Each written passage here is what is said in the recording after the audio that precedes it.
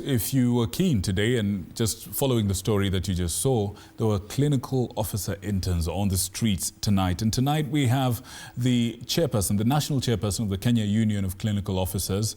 And he's here to shed some light into exactly what's happening. Karibu sana, Mr. Wachira. Thank you. Thank you, Victor. Why were the young people on the streets? Let me say that it's very unfortunate that for the second time we are on the streets.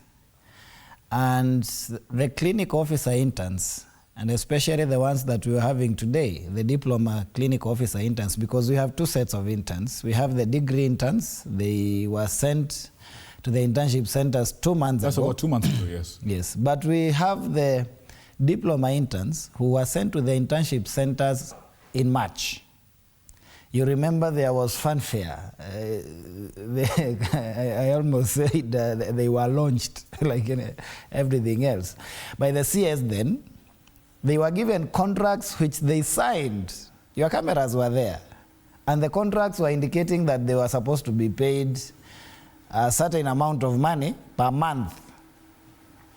But now, 7 months down the line, they have never received a penny. They are unable to continue to facilitate themselves. They cannot pay their rent. They are having to eat the same patients that the same food that the patient eats. I'm not saying the patient's food is bad, but it's not meant for them. It's meant for the patients. They're supposed to fend for themselves. That is why they're given a stipend. They're having to sleep in the hospitals, not because they like doing night duties, but because their houses were locked a long time ago by their landlords and landladies. And so what we are saying is that the ministry and the government must be responsible. How did it get here? There was a deal that was signed. There was a deal, a legally binding deal. What happened? I would say it's pure neglect, because they are citing a case that is in court. But you all know that the case that is in court was for the intern degree holders, both clinical, the nurses and the doctors, whose salary was being reduced by the SRC. That is the case in court. It was not about the diploma interns.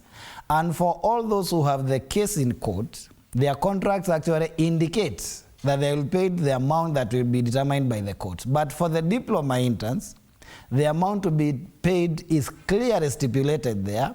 They have a contract between them and the Ministry of Health, and there is nowhere that contract talks about the SRC.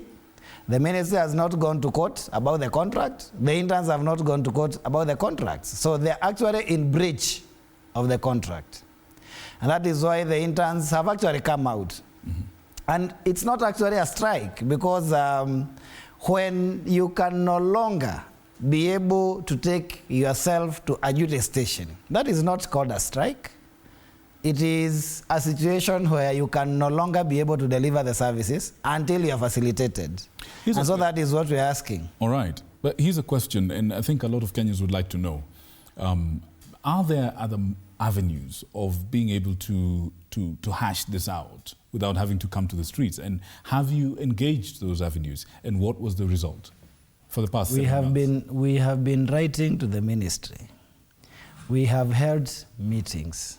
When you see us on the strikes and on the streets, it's usually the last resort. All right. All the right. most comfortable place for any health worker is in that consultation room, in that ward with their patient, because that is what we swore to do. We took a Hippocratic oath. All right. But when you see us out there, it's desperate measures that we are taking to ensure that things are resolved and that we can go back mentally okay to be able to see that patient. All right. Yeah. So what are the next steps now for these young people? What is the next step? There's been protests today. Are there others that are planned? What's the next step to sort this out? Even